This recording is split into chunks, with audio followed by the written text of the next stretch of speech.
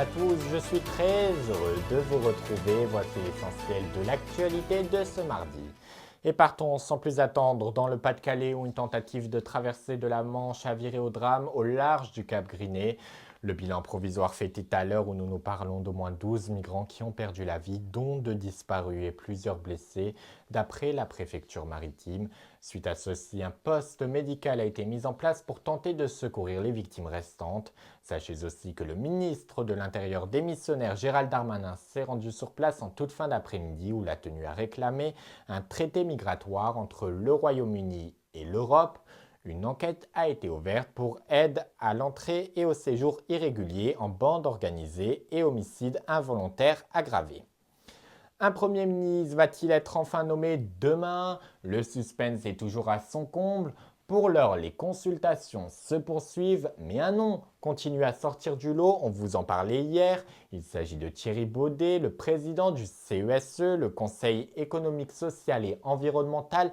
Va-t-il être nommé Premier ministre ou bien doit-on s'attendre à un autre candidat comme Xavier Bertrand qui lui aussi tient la corde, malgré que le Rassemblement national et son parti de toujours les Républicains ont annoncé une censure immédiate en cas de nomination?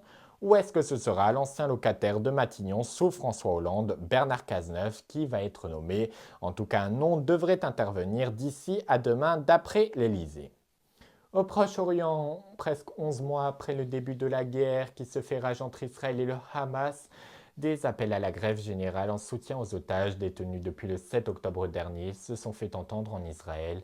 Hier, le Premier ministre israélien Benjamin Netanyahou a lui tenu à demander pardon aux familles des otages retrouvés morts ce week-end dans la bande de Gaza.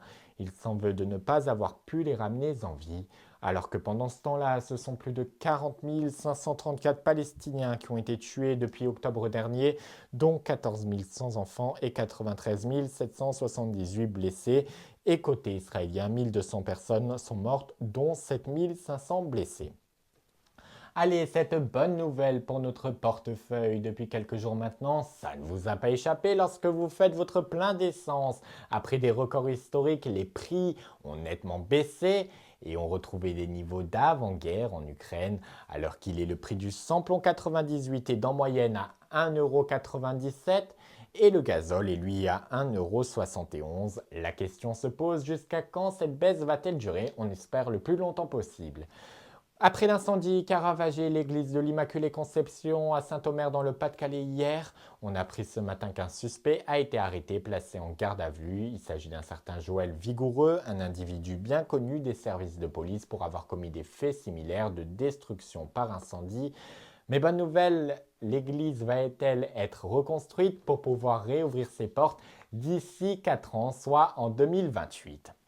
Nous vous en parlions hier soir dans ce journal. Après tant de patience, la billetterie pour aller voir le docu-fiction tant attendu du youtubeur star Inoxtag sur son ascension du plus haut sommet du monde a enfin ouvert ses portes cet après-midi à 17h30 et les billets, vous vous en doutez bien, s'en sont allés aussi vite que le vent, notamment pour la séance au Grand Rex en compagnie du youtubeur. La plateforme Allociné où les billets étaient mis à disposition a même planté pendant de très longues minutes.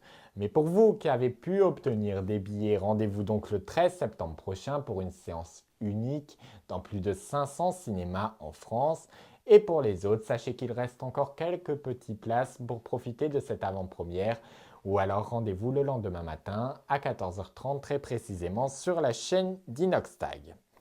Allez, ouvrons à présent notre page spéciale comme tous les jours de la semaine consacrée aux Jeux paralympiques et les médailles de la délégation française, puisque hier dans la soirée, la France a eu la chance de décrocher sa 11e médaille d'or grâce à Charles Noax et sa magnifique performance en para-badminton en 2 manches 21-21 contre la Grande-Bretagne qui elle a obtenu 19-13. La France qui se glisse à la 5e place du classement avec au total 38 médailles et qui établit le record de Tokyo il y a 3 ans. Et c'est ainsi que se termine ce journal. Je vous remercie infiniment de nous avoir suivis et permettez-moi de vous souhaiter une très belle soirée à toutes et à tous. Prenez bien soin de vous et de vos proches et quant à nous, on se retrouve avec très grand bonheur demain soir sur IA.